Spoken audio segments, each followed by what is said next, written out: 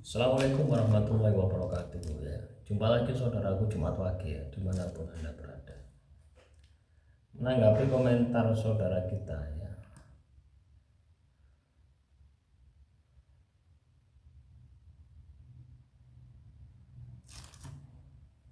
Saudara selamat kebun. Selamat apa selamat?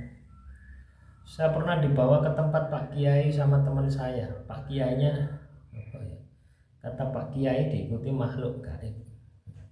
Katanya lalu diruqyah dihilangkan, tapi Pak Kiainya yang ngeruqyah nggak sanggup itu ada beberapa faktor ya teman-teman ya.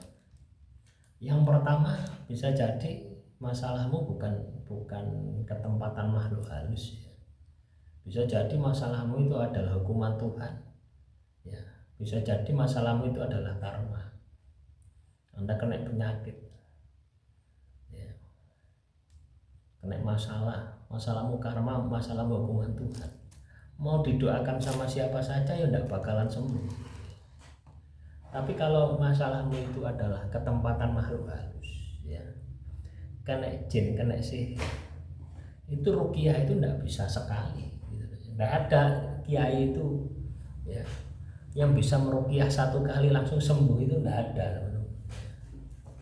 Butuh terapi bertahun-tahun. Kenapa saya bilang seperti itu? Karena ketika seseorang terkena gangguan sihir ya, telur santet atau ketempatan makhluk halus, itu pada dasarnya orang tersebut adalah fase titik balik dia secara spiritual. Dia harus merubah secara totalitas watak karakter yang berubah akibat keberadaan makhluk halus di dalam tubuhmu ya. Contoh misalkan ya, Anda gembul ya, gembul tahu gembul ya, gembul itu kumpul, Anda kumpul dengan perokok, tukang rokok, terus Anda ikut merokok dan Anda kecanduan. Untuk menyembuhkan Anda tidak kecanduan ngerokok itu butuh berapa lama ya, tergantung niat Anda, tergantung tekad Anda, dan lakukan controlling perubahan setiap hari, sama seperti itu. Nah, ketika Anda datang ke seorang pintar, ke orang kiai ya, itu kan diterapi cuma sekali gitu ya, tidak setiap hari ya. Tapi kalau setiap hari saya yakin ya, pasti akan sembuh 1000%. Kenapa bisa seperti itu? Ada yang kontrol.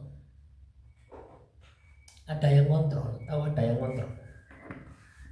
Nah, misalkan Anda diterapi merokok ya, direhabilitasi, ditempatkan pada sebuah tempat yang itu tidak ada orang jual rokok selama 1 tahun, pasti berubah ya. Penyakitmu ngerokok tadi hilang, kecanduan rokok itu, penyakit kecanduan itu akan hilang. Jadi seperti itu ya. Ketika kita terkena sesuatu yang negatif ya, itu cara merubahnya itu seperti itu ya. Cara melakukan perubahan itu seperti itu ya. Sama aja ketika Anda ini ketempatan makhluk halus itu ya, itu kan pasti ibadahmu melempem ya, ibadahmu melempem tirakat belas. Nah, bagaimana ujung-ujung Anda harus ibadah, Anda harus tirakat, merubah kebiasaan yang dulunya malas menjadi sregep. Apakah itu bisa dirubah dalam 1 hari? Tidak bisa ya. Makanya saya program garam itu kan 1 tahun gitu ya, supaya ketika Anda makan garam itu Anda ingat dengan saya gitu.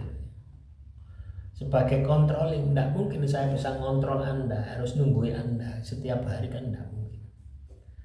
Tapi setidaknya dengan adanya garam tadi ya, itu setiap hari tak wiriti teman-teman, setiap hari tak tirakati ya. Contoh semalam ya, semalam saya ada serangan gaib ya. Nah, sebelum tidur itu ya, jam berapa itu? Jam 9 itu saya sudah ngomong, wah ini enggak beres ini. Ya. Saya belum zikir, belum wirid teman-teman. Ya, belum zikir, belum wirid. Wirid biasa untuk garam itu. Ya. Tiba-tiba ketiduran cepret. Wah, ketiduran itu ngimpi teman-teman ya, ngimpi gelut sampai gendruwo. Ya. Tak petil itu ya, tak petil itu sik tangi, tak petil itu sik tangis, tak petil mana sik tangis.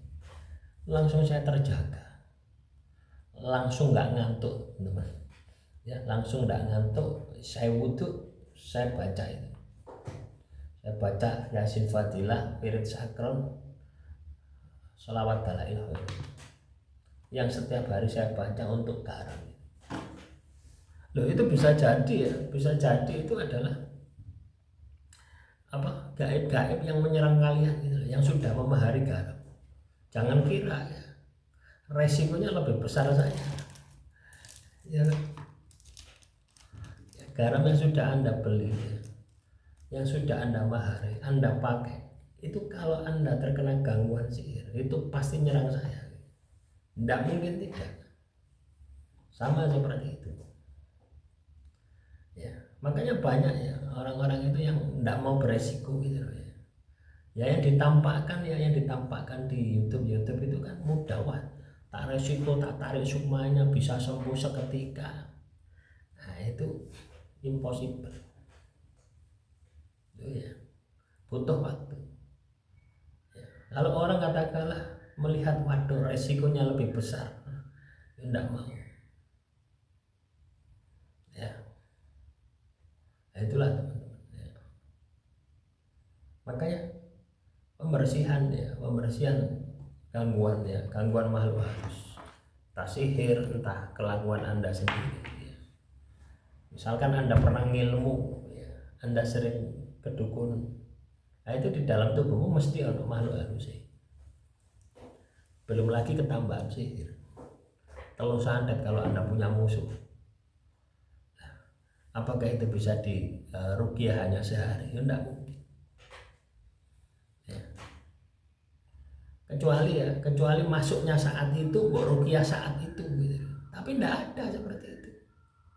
Efek dari keberadaan makhluk halus itu biasanya muncul ketika sudah 6 bulan, 1 tahun, 2 tahun, 3 tahun. Nah, waktu sepanjang itu kan sudah merubah karaktermu dulu yang disiplin, rajin ibadah, wis hilang ya. Jadi konsep dari ruqyah itu mengembalikan keadaan kita seperti sebelum kita sakit ya. Jadi bersih diri secara totalitas. Demikian saudaraku Jumat Wage ya, semoga materi yang saya sampaikan kali ini bisa bermanfaat ya. Kalau lebihnya saya mohon maaf. Assalamualaikum warahmatullahi wabarakatuh. Salam rahayu, rahayu, rahayu.